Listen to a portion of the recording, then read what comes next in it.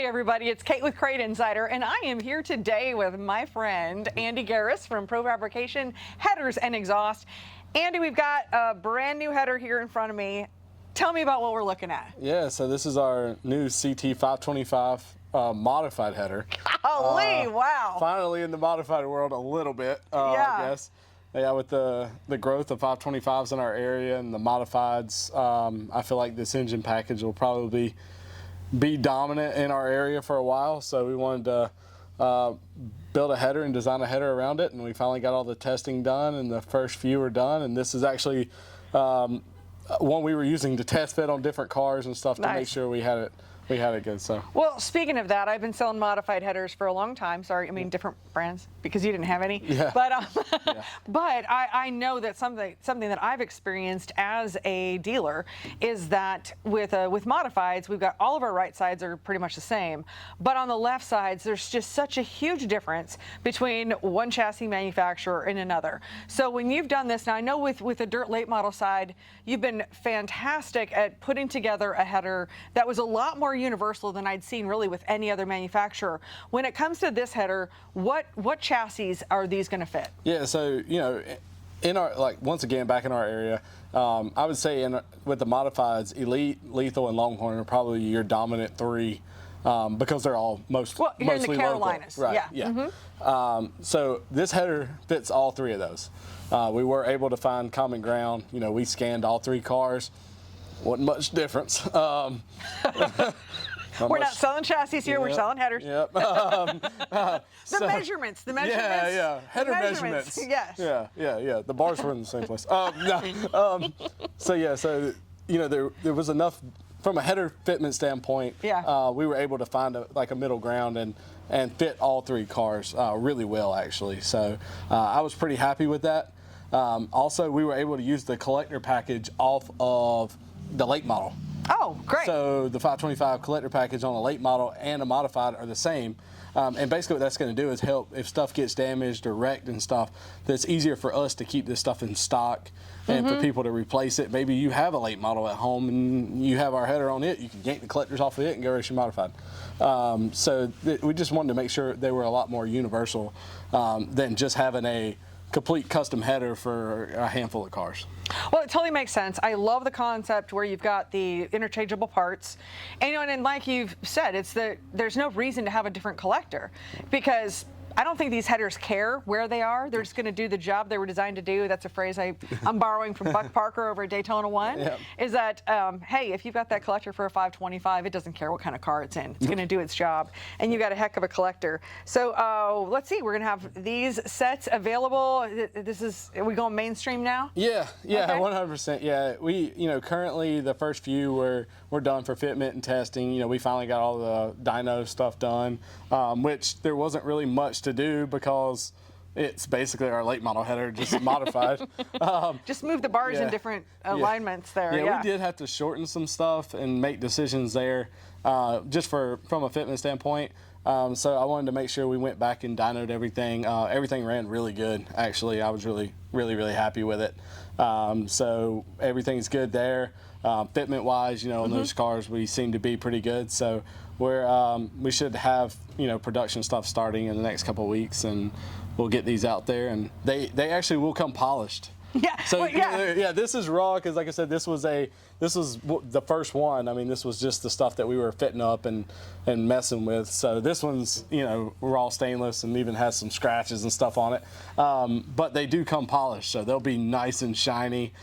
They come with turn downs and everything. So that was going to be another question I had there. Yep. Well, and that's exciting because with them being the shorter style, we can actually polish them because the dirt late model headers are so long that it's challenging to get them into your polishing machine. But that's neat that we're gonna have them polished, and that they're gonna, like you said, they came with turn downs for both sides. Yep. Or just one. Okay. Complete turn downs. The flange, you guys, the flange is so spot on. I know that you have port matched this to make sure it's exactly. Yep. I know that. Yeah. And these do have laser cut flanges versus CNC machine flanges. They're still 3/8 thick. They're still stainless. We came to a point now where we're doing so many headers that CNC machines can only run so fast, and we have such a wide variety of stuff now. We actually have a really good vendor that we've worked with now. The reason why we never used them in the past was to keep them flat. We work with a really good vendor now that we don't have that issue. So, the quality is still the same. It just helps us from a production standpoint to keep this stuff moving and not get held up by just waiting on flanges or waiting for flanges to get done. I mean, nobody wants to hear that, but we were getting to a point with the crate stuff that we were doing just such an abundance of it, and we've never really had volume like that, that we had to make decisions, and that was one of them. But they still bolt up. They're still, we didn't want to sacrifice any quality. No. By doing it, and we didn't. So. And it's all TIG welded. Yes, 100%. Everything's all TIG welded. Same quality. We have.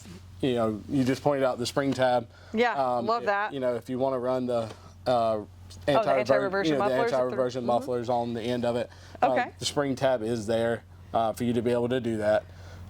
We also have another different muffler that we've been working on as well that's all made into one to kind of help this whole situation with the length on the 525. So possibly that you'll see that coming. I look forward to seeing that. Yeah, you'll hear about it here first before. Yeah. I'm just going to put my spot. Like I want to spread the word first about it. Yeah, and that was one thing that and Don Blackshear actually brought it to my attention that on the rockets on the inboard headers that with the mufflers we were getting long. Oh. And it's true, like that, just the overall length of these things, when you start adding, primary collector links, tri-wire links, and then having the muffler and a turn down on the end, the headers got long.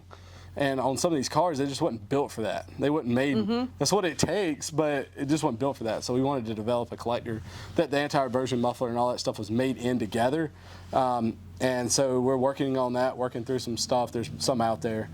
We've done some testing on them. They seem to work. And that's just, like I said, that's just the overall shorten the package, right? We want the same results, shorter package. And actually better, same performance or better. Yes, 100%. Yeah, it actually ran really good. I was really impressed with it. What we saw on the racetrack and the dyno, I was really impressed with it. So that's a good thing. And like I said, especially with how long these are getting. The 604 stuff is not as bad because you're running a 4-into-1. Right. But when you start getting into the tri-wire stuff and then you add that big muffler on the end of it, it gets very long. That makes sense, yeah, because we're going to use a tri-wire with the 525s. Now, would these be applicable for any other kind of an engine package in a modified, or really just because the flange fits the 525? Is that kind of where we're at? Yeah, currently we're going to stick in the 525 ram. We know that's going to be the next question. We've been begged, and even had stuff in process, probably around 2020, somewhere in there. And then obviously we all know what happened there. And it just kind of fell off and we just never got back around to it.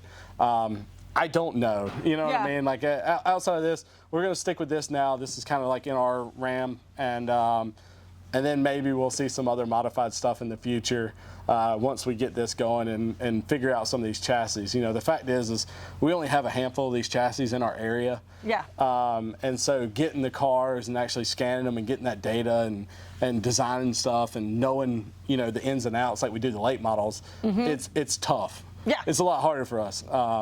Even though we have CAD data and, we have 3D scanners now and all this stuff to be able to, we have all the technology to do it. It's just we don't have the cars here, right? Right. So, so we're going to start with this and see where it goes, and maybe in the future we'll see other modifieds. Yeah, and just of course you're going to be able to find all of these things that have to do with 604, 602s, 525s. You'll find all of that at Crate Insider. But I also know that you're also doing some stuff for like super late models. You're in all kinds of genres of racing, whether people realize it or not. And so if you need any of those. If you need these things, please come to me. But if you need the other things, I mean, because you've really released a lot of great stuff here recently as well. Yeah, correct? Yeah, 100%. And we're always testing and doing new stuff and trying new things. I know a lot of our stuff probably hasn't changed in years, and it's not because we haven't tried other stuff or we're just comfortable with where we're at. we haven't tried anything that got better, and and so we'll keep digging and keep trying and developing stuff, and that way we can make sure we stay ahead of everybody. Fantastic.